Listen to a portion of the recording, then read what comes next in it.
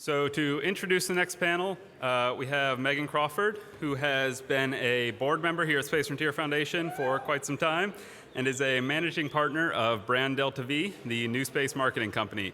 Brand Delta V is accelerating NewSpace businesses by developing and deploying effective communications that increase sales and improve investment prospects. It is an exciting sign that the NewSpace industry has grown enough to have its own marketing firm, and that's a sure sign that profits are increasing and business models are maturing. So without further ado, Meagan.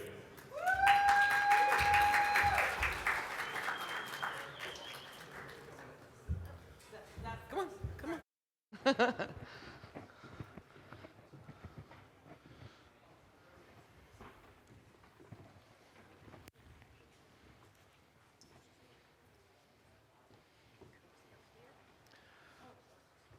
Hello, everyone. I think we've got the best panel time possible. You guys are all full of sugar, so nobody should fall asleep right now. We're going to talk a little bit today about communications in the space industry specifically. And I'm going to let the panelists introduce themselves here and tell you why they're experts on this topic. Let's start with you, Tim. All right. Hey, everybody. My name is Tim Dodd. I'm better known as the Everyday Astronaut. And Everyday Astronaut started off as a joke. I ended up with a Russian high-altitude flight suit on a whim. And next thing you knew, it kind of took over my life. As a professional photographer, I started taking pictures of myself in these kind of juxtaposition-y storytelling manner as an astronaut that was kind of stuck on Earth here. And through that, it grew. And as my obsession for space grew, it has really shifted and changed into being a space advocate full-time and a public speaker. So, yeah. Hi, everyone. I'm Julianne Guthrie, and I'm a longtime journalist and an author. And I recently published a book called How to Make a Spaceship, A Band of Renegades, An Epic Race, and the Birth of Private Spaceflight. So I got to do a ton of research into all of these quintessential space geeks, I say that very favorably, and dreamers and innovators and people who came together and made history in the Mojave Desert. Hello, my name is Loretta Whitesides, and I'm an astrobiologist turned space, I was going to say advocate, but I wanted the stronger word. Evangelist, yeah, space evangelist. I am passionate about bringing out the best in each and every one of us so we can bring our best to space and helping the general public connect with space, making space cool. So my husband, George Whitesides, and I co-created Yuri's Night, which is the World Space Party, which is celebrated around the world on around April 12th every year. And excited to have hundreds of people coming to space being able to say, oh, I can be part of this too. One of our big successes recently is we got Disney Junior has a show for little kids like mine that are running around crashing into your legs during their break called Miles from Tomorrowland. And Miles from Tomorrowland, it's like the Jetsons for those of us who aren't 5. And they did an entire episode about Yuri's Night where Miles gets to go to his first Yuri's Night, which is a lot of fun for us. We're bringing it to the next generation. And I'm also a founder astronaut at Virgin Galactic, which just means that I gave them a lot of money. But I'm super excited because I wanted to go to space since I was about 6 years old, and now I have an actual ticket. So it's pretty cool too. That's awesome. My name's Emily Calandrelli. You might know me on Twitter or social media as the Space Gal. And I started off my career in engineering. I studied engineering for 8 years. And then I got a call from a production studio that was like, we are looking for a woman with a background in aerospace engineering to be the host of an outer space TV show. Would you like to be that person? And I said yes. And so that's what I'm doing today. I am a correspondent on Bill Nye's new show, Bill Nye Saves the World, and we're filming season 2 right now. I've written for TechCrunch for a while. I have a new children's book series called Ada Lace, a nod to Ada Lovelace, about a little girl who's really great at science and technology and builds her own gadgets and gizmos to solve problems and mysteries. It was my way of trying to bring a female role model who's really great at STEM for little girls and boys, because there's just not that many children's books out there about science, technology, and adventure that feature little girls as the lead. So yeah, that's what I'm doing today. Excellent. All right, so we'll jump right in. We have a series of questions for the panelists, and then we're going to do a Q&A session at the end. So write your questions down as you think of them, and we'll let you guys participate as we get close to the end of the hour. So I'd like each of you to talk a little bit about the power, impact, and importance of science communication. Well, I'll go ahead and start. For me, as I always say that I'm an everyday person, and my audience is the everyday person, and my mission statement is to bring space down to everyday people. There's still a big divide between what you people in this room do and what the average person is able to consume, and the way they're able to understand, and their ability to get excited about what you do.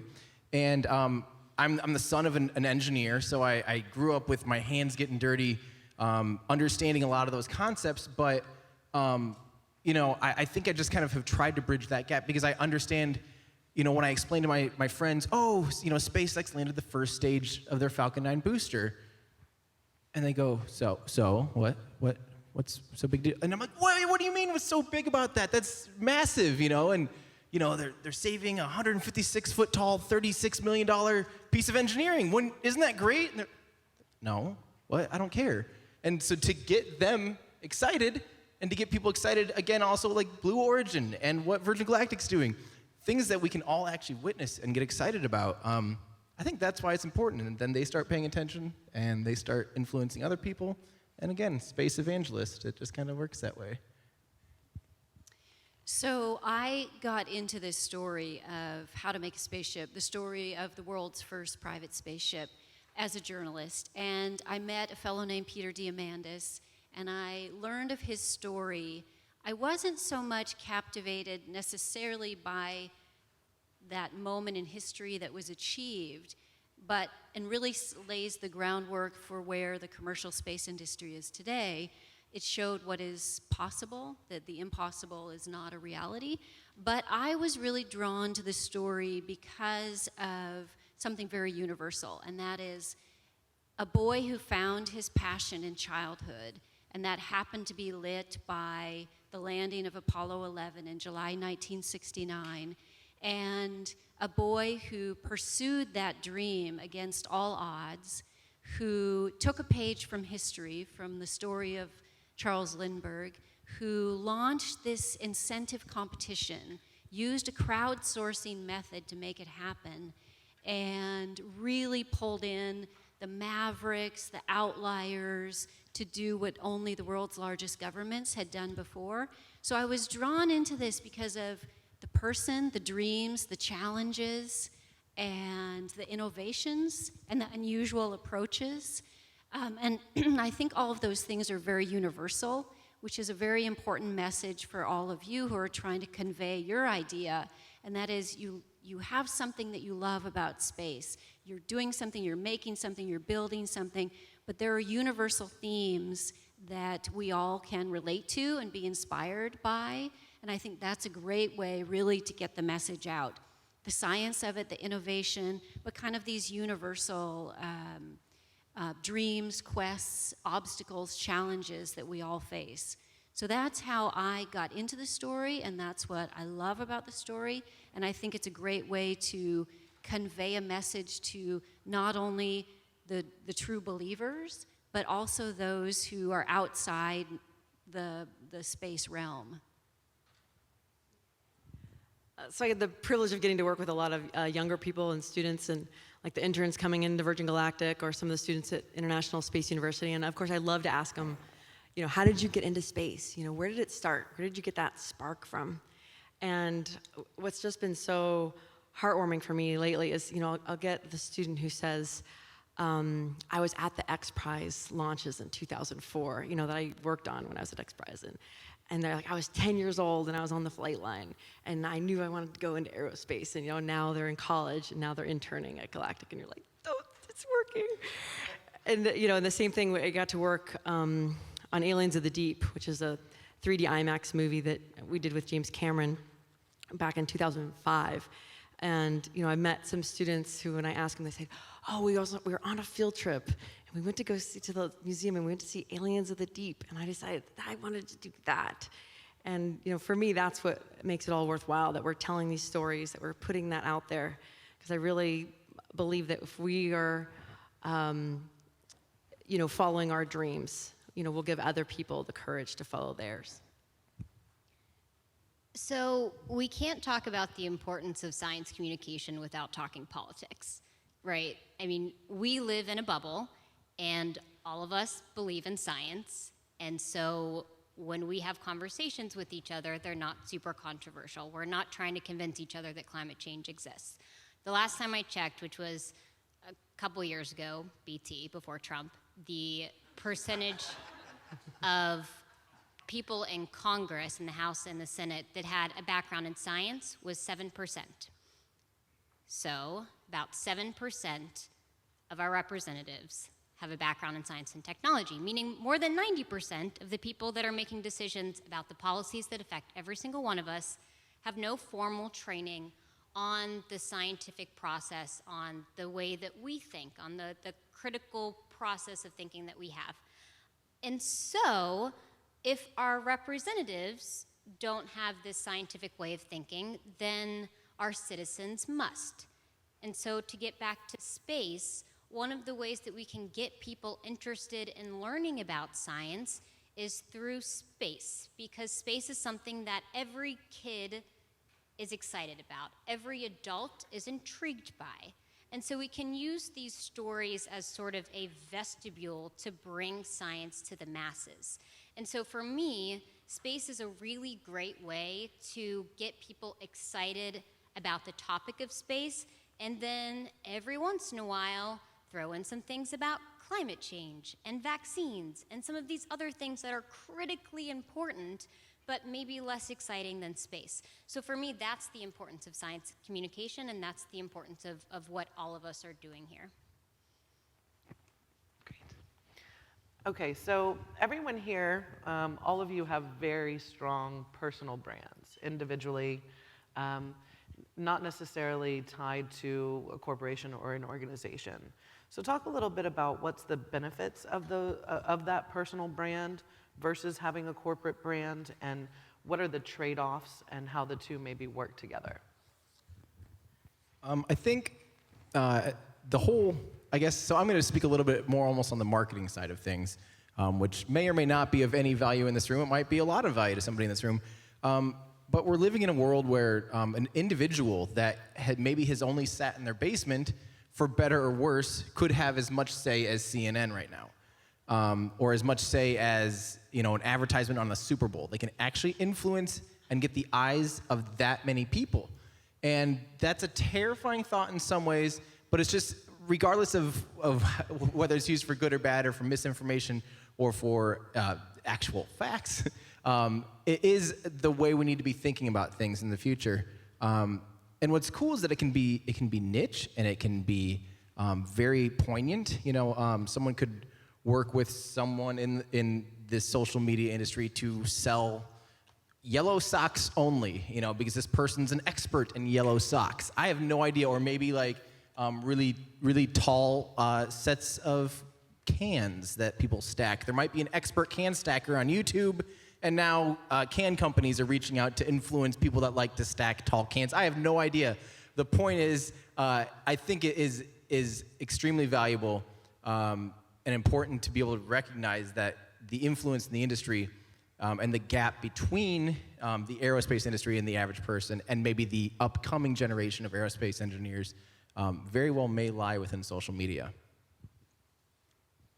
So I don't really look at myself as having a brand per se, as a journalist, as an author of nonfiction, but I do look at social media as a great way to present the great ideas and the inspiring stories of others. So to use it in a way that is not at all about me, but it's about, in a way it is, because I curate the stories and the content, but it's really promoting those around me who are doing astounding things.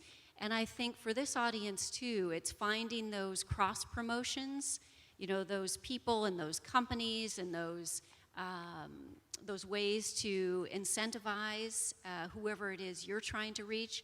Like in the story of How to Make a Spaceship, an incentive competition was launched, and who are you going to get this was before even crowdsourcing, so who are you going to get when you're going out to a whole new audience to try to solve your problem?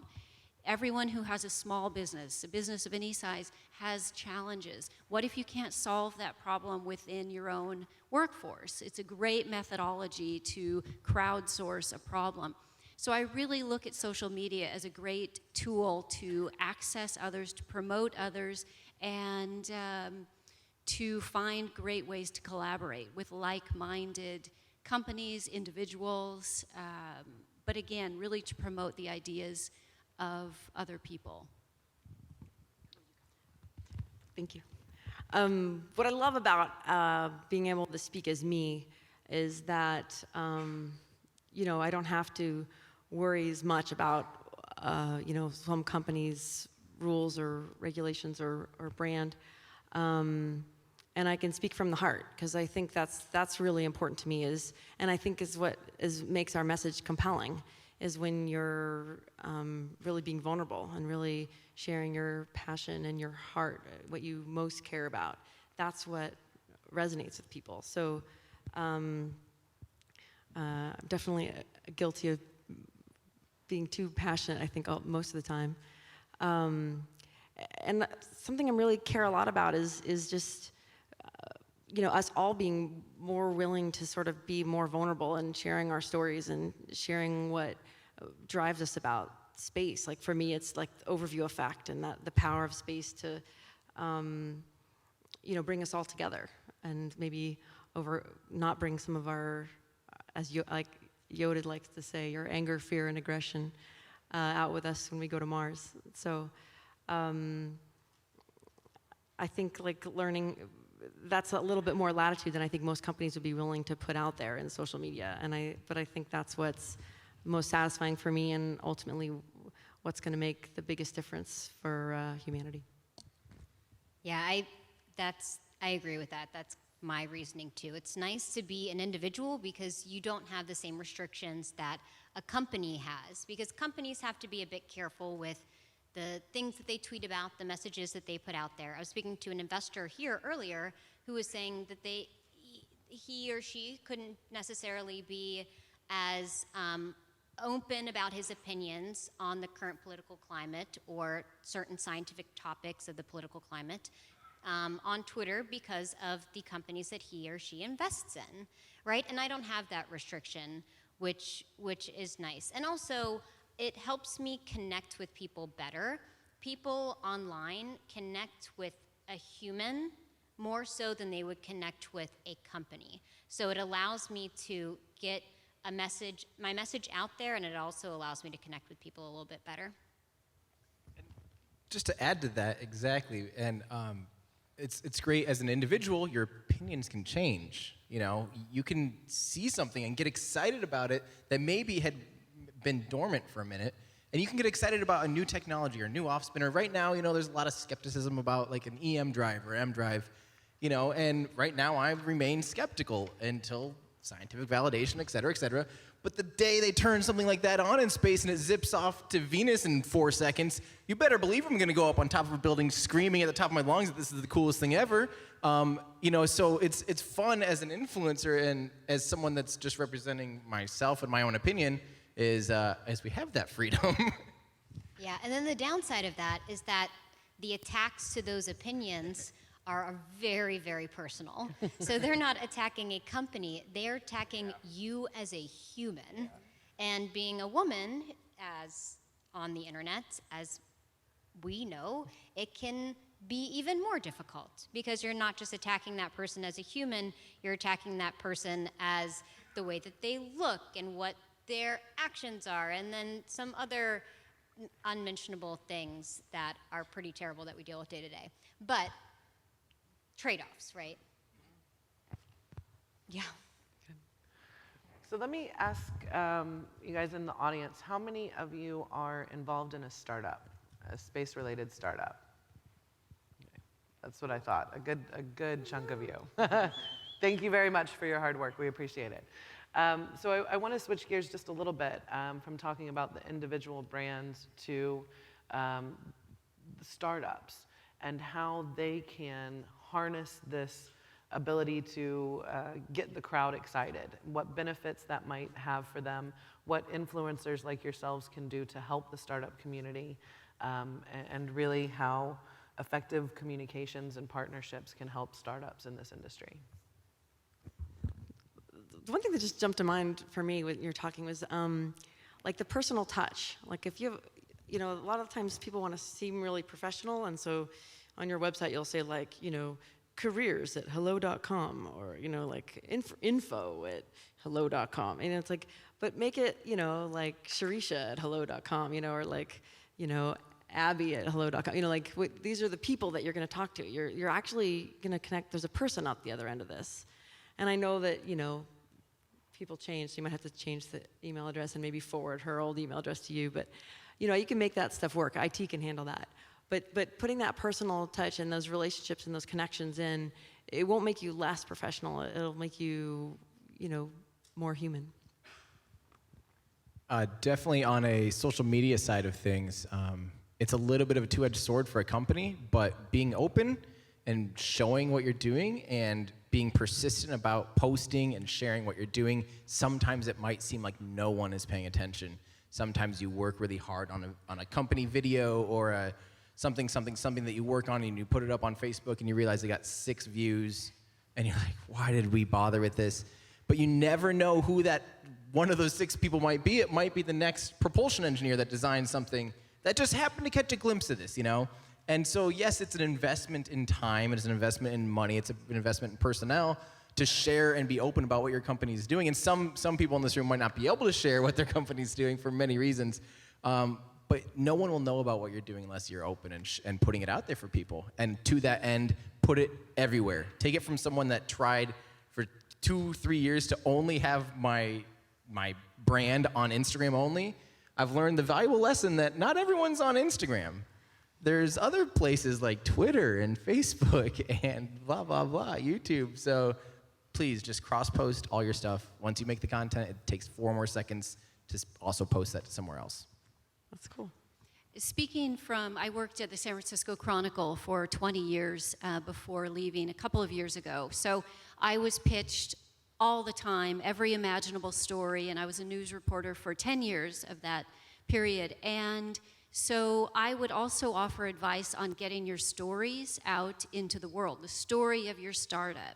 So what is it, and how do you get that message across, and how do you get media interest, whether it's from a newspaper or radio, whether it's from an online site.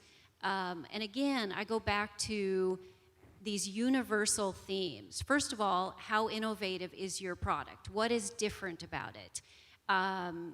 Knowing who you're pitching. So the different reporters at the paper or online, or Emily, now you have a great contact here. But knowing who they are, knowing what they cover, knowing what your message is, and having that message very clear. This is our product, this is why it's unique, this is why it would be a great story, this is why I think you in particular should be interested in it. And then again, why it's accessible to those beyond a core space group. I think it has to be something that can appeal to a broader audience, where you're speaking to the space dreamers, lovers, engineers, but you're also speaking to those who may be in another scientific field, or may not even be in that, but there's something that's universally there for them. There's a dream, there's a challenge, there's a goal, there's an obstacle.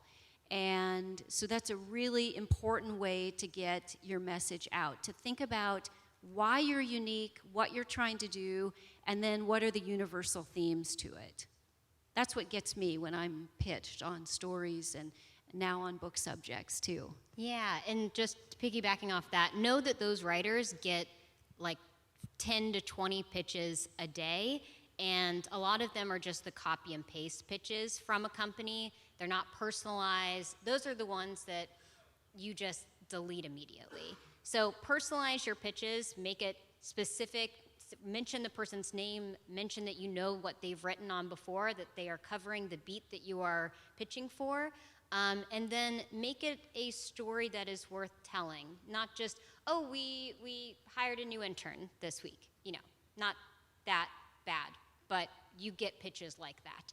So make sure you've raised money, you have a new technology, you've entered a new market. It's something that's worth telling because these people receive pitches all of the time and you need to really pique their interest. Definitely to that degree. Make sure you know who you're pitching to the point where I've had companies reach out to me that want me to take something to space with me. I'm like, did you look for 2 seconds at anything I've ever produced and know that it's satirical and art and educational and has nothing to do with me being anywhere close to an astronaut? How? So make sure, again, that you're doing a little bit of due diligence with who you reach out to, because sometimes on a lot of people, you only get one shot. If you mess that up, they won't take you seriously again. If you come to them with such a off-the-wall, or if you're way too technical or way too whatever, if you miss that mark at a certain degree, there's a good chance you may have just lost that contact. So that's a good point. I wanted to add one thing. So with this latest book, I did some interesting marketing of it and looked at all of the crowdsourcing sites, from Kickstarter to GoFundMe to a company called HeroX, which again uses these incentive prizes to solve problems like the X Prize does.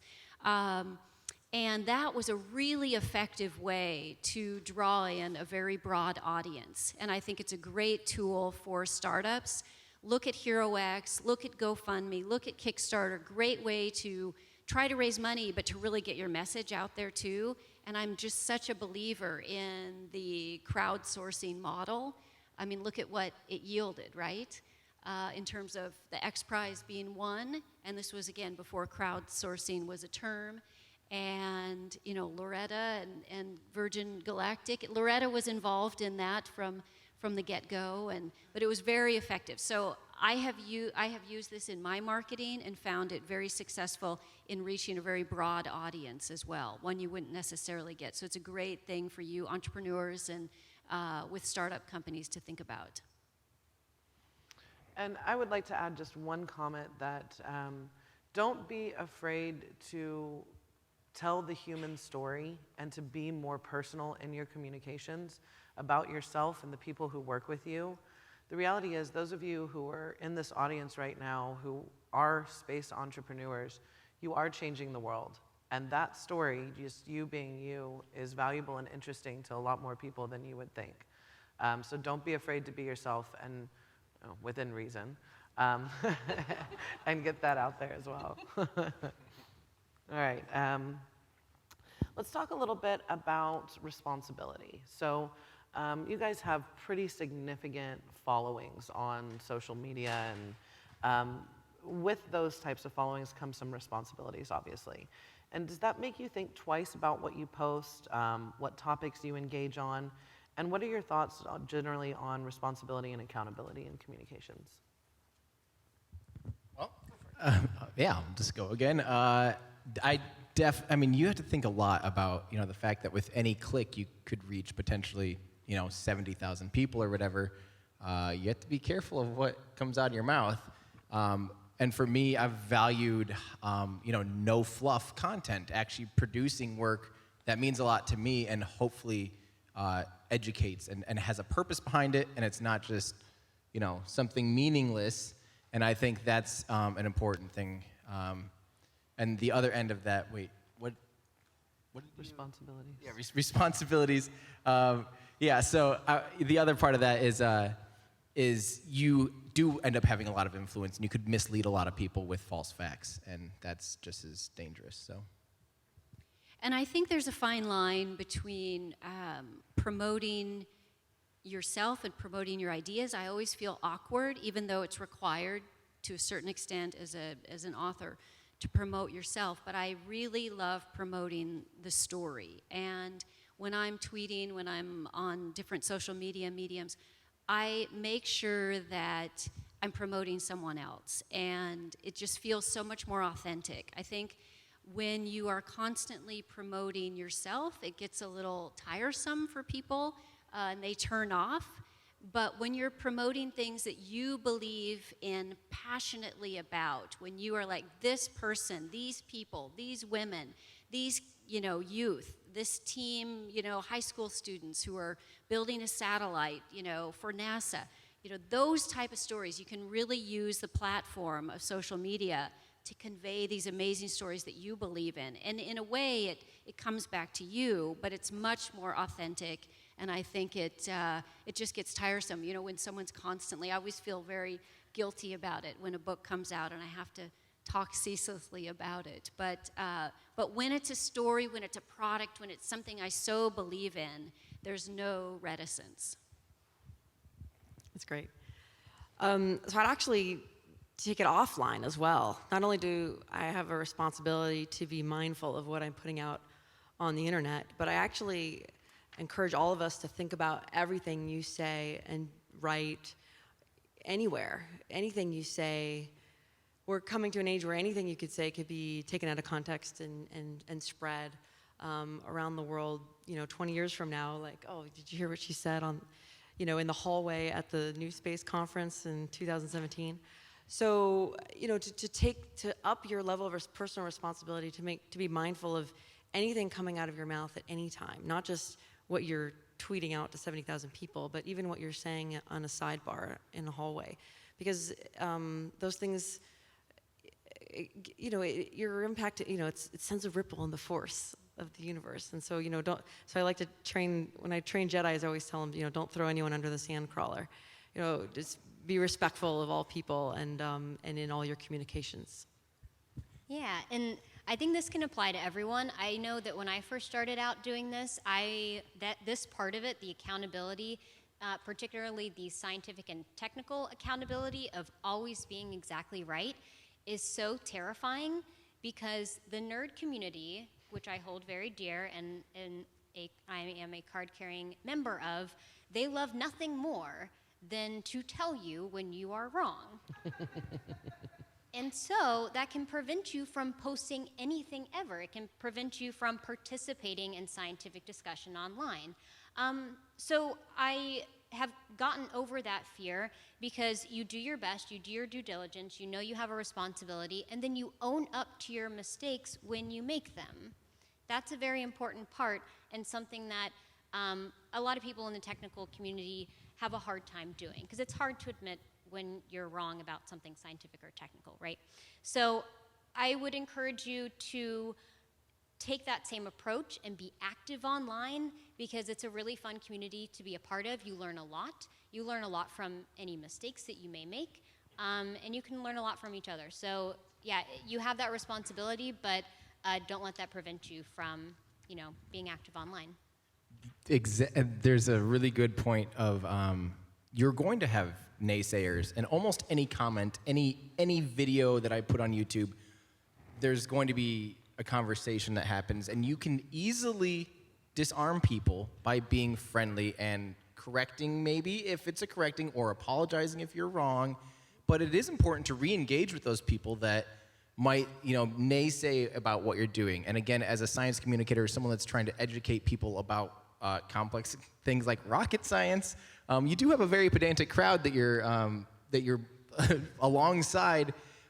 So I'll have people, come in and be like, "You did," and I go, I don't have 4 hours to explain delta V and how specific impulse worked on the second stage of this video, people. I'm trying to make it so my nephews who are 10 years old can, understand this. And as soon as I point that out, I'm like, but thank you for your feedback, and I'm friendly about it. I don't have that snark in my voice. Then normally they're like, oh, that's great, you're right, thank you.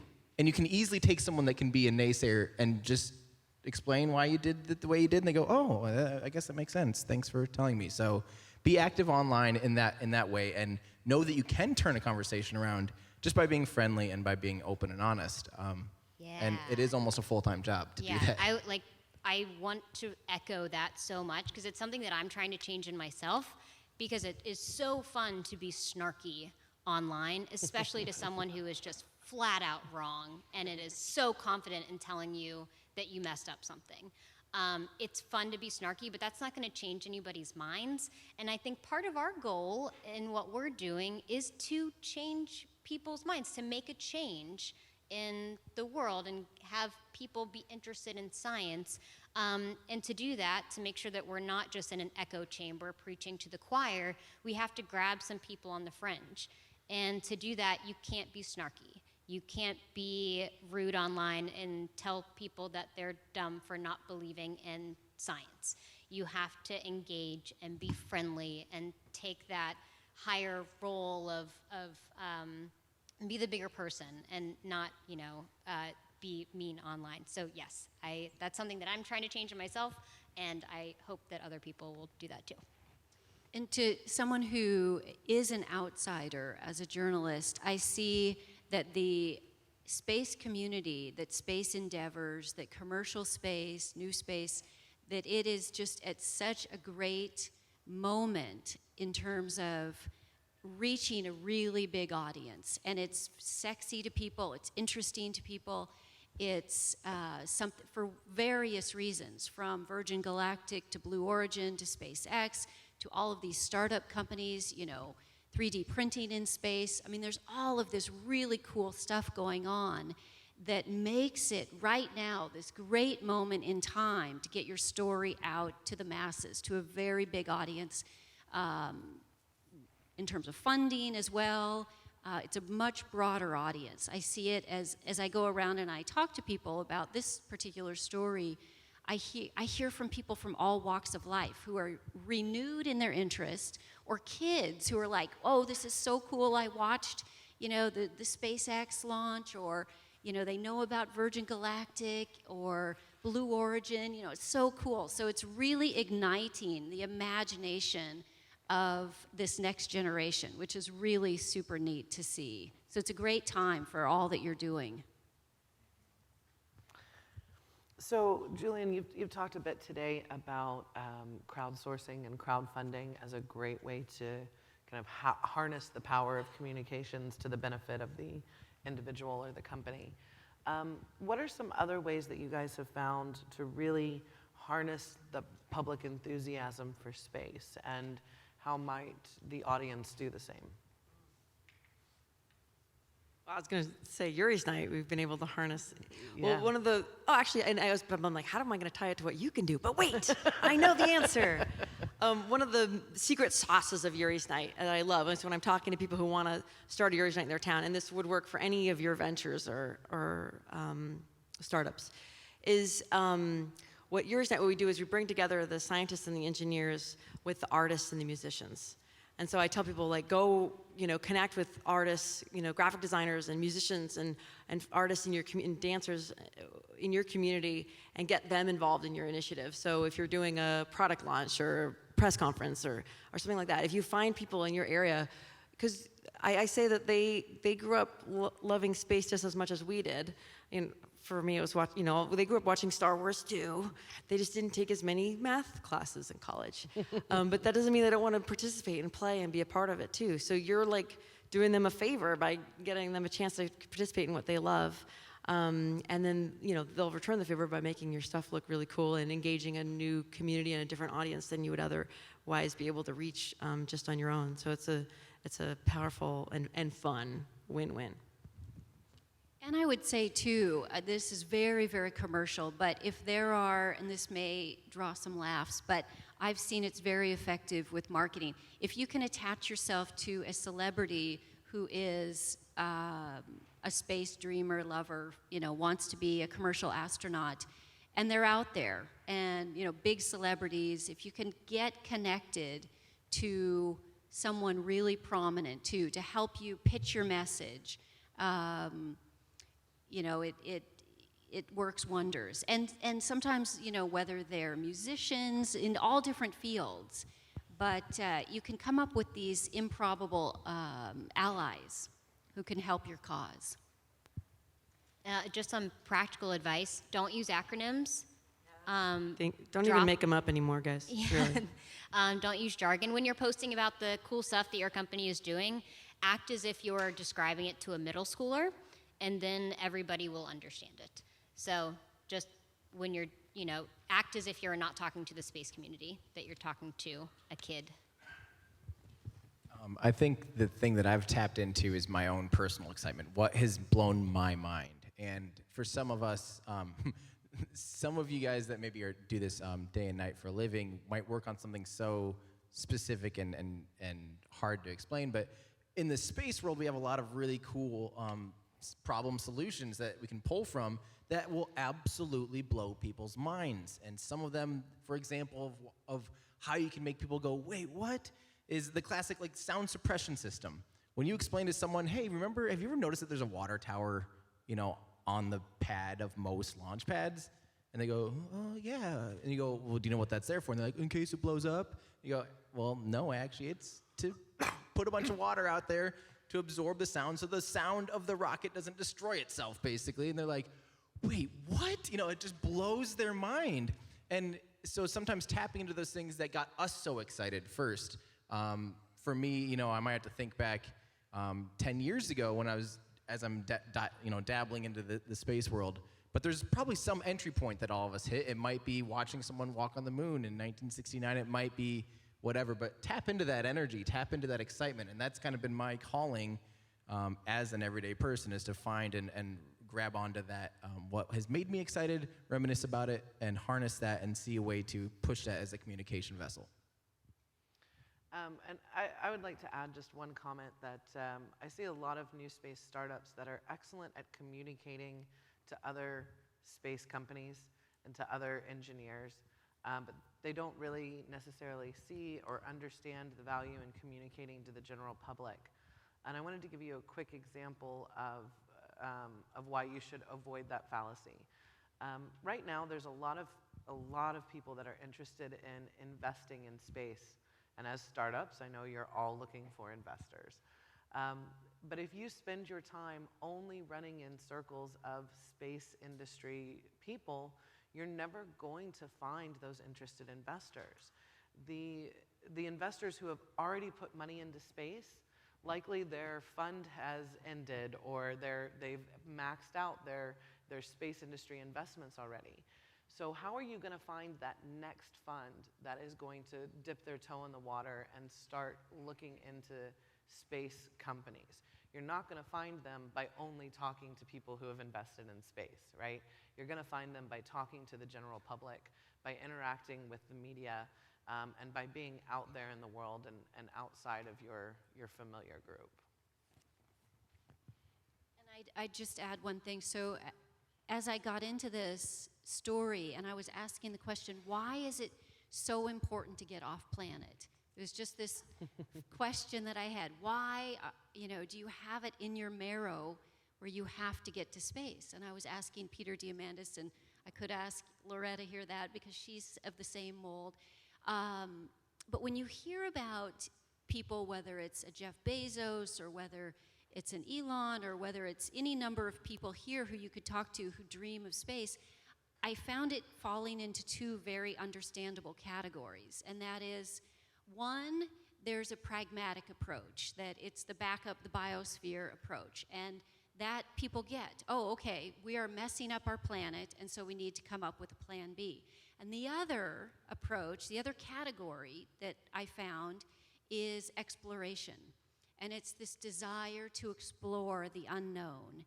And so I love those two. And when you are talking about those two avenues, or those two, what is fueling people to try to get off planet, it often falls into those two categories. And those are very relatable to people in terms of exploration and pragmatism.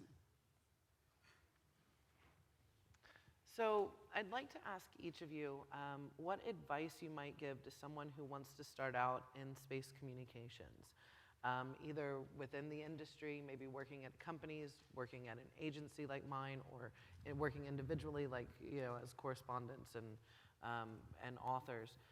Any tips or tricks on how to build a following and how to get started in this field? Yeah, I do consulting for a couple random people about social media stuff, and my number one thing is start. People are like, well, how do I grow an Instagram audience? well, what, and I'll talk to them, and then I realize they haven't started yet. I'm like, start. Start and be persistent and consistent. That's the only way you'll grow. I mean, that's really, honestly, all there is to it. And eventually you start getting into, finding your voice and all this stuff. But so many people will sit there and they'll toil for years about whether or not to do something, and they never do it. And that's the whole, that's you're not going to get anywhere. And again, it was pulling teeth for me to jump kind of ship off Instagram and start putting some effort into other social media platforms and other types of media beyond photography, which I had been doing. And it was pulling teeth for me to invest in that. But my advice to myself now is I should have started that 2 years ago. I should have been doing all this at the same time. That's my advice to you. If you're really focused on one thing, make sure you're diversifying. Don't have all your eggs in one basket as far as how you communicate with people. I would say it's similar to if you're going to start a new company. Do your due diligence, know the landscape, know the players, find out who you should be following on Twitter, mostly Twitter. I mean, honestly, I think Twitter is probably the most useful platform for everyone here. It's where I get all of my space news. And I think that's a useful platform for whether or not you want to get into science communication. That's just a very good way to receive and curate your own news about space. So know who to follow, see what content they're providing, and find a gap. See what people might be wanting, see what you might uniquely provide to that landscape, and then, like Tim said, you just start, just participate, and you'll find your flow. You won't get it as soon as you start out, but be consistent, participate, and then you'll figure it out along the way. But follow who's already doing all of this stuff, because there's a lot of people creating a lot of content, and they're really, really great, so you can learn from them. But that's useful whether or not you want to be a science communicator or not. I think what's really great is that there's plenty of room for everyone. So we just watched the Bill Nye documentary that's coming out this fall, and there was a line in there something like, "We could use 1,000 Bill Nyes," and it's totally true. We could really use 1,000 Bill Nyes. We need lots of people out there spreading the gospel. Teaching people, inspiring people, getting them, jazzed and fired up and opening their minds. So there's plenty of room for everyone to go out there and be a voice in the desert for positivity and for the future and for what's possible. My advice for how to get started after you start, the next step, because that was good, I like that. What I do, my trick is deadlines. I make an artificial deadline. And I teach Jedi training, and one of my favorite things about teaching it is that I give them all a deadline, and then that means I have to do it too. And so in the fall semester, I was like, okay, I'm gonna have a revision of my book done by the end of the semester, and so you want to tell people your deadline, have a group of people, who are gonna kick your butt, not people who are gonna be forget about it, and be like, okay, December 1, this is gonna be done, and then they're like, okay, how's it going? And so that works. And then, June 1, so then this semester I was like, okay, June 1, I'm finally gonna have that damn website up that I've been talking about for years. And so, I make an artificial deadline just to kick yourself into gear. Because when you work for yourself, there's no one telling you what to do. So you have to make it up yourself. All right, one last question, and then we'll open it up for audience Q&A. How important is investment in direct education, awareness, science communication, and what can industry do to help support that? How important is direct investment in education? In science communication, education,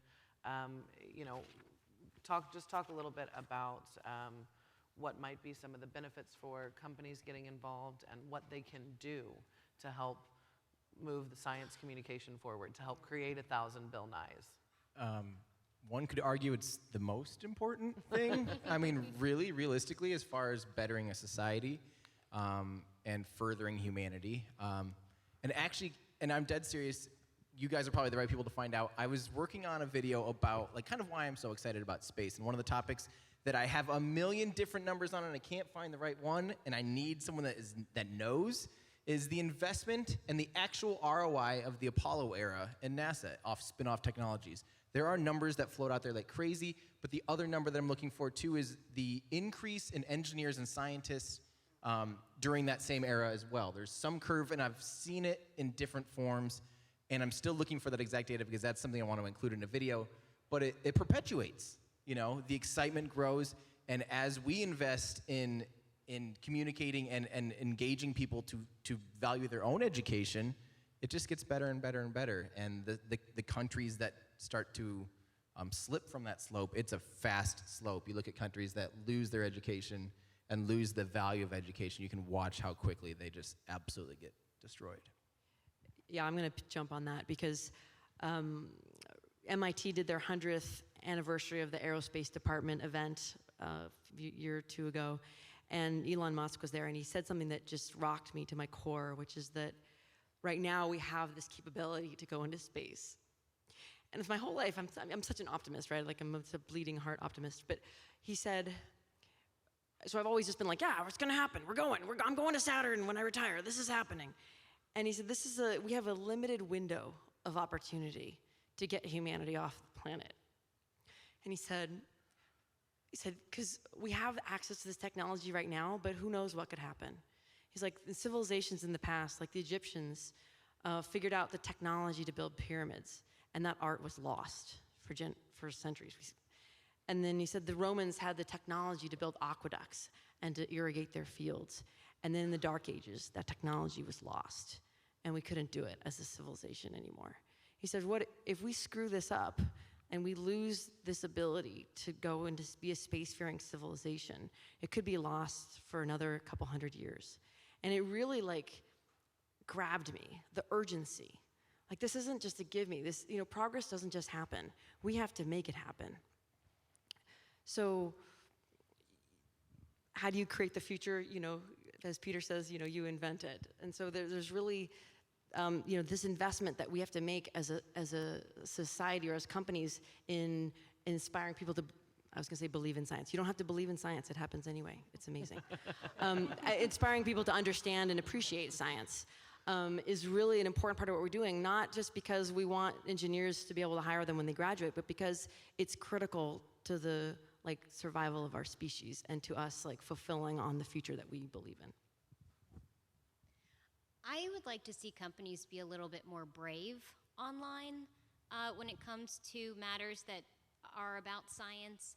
And it's, that's kind of an easy piece of advice for me to give as someone who's not part of a company. But just to give an example, when I'm interviewed by certain media outlets, I have been caught, talking about science and climate change will come up, and they'll say, oh, no, sorry, this isn't a political piece. We don't want to make this a political piece.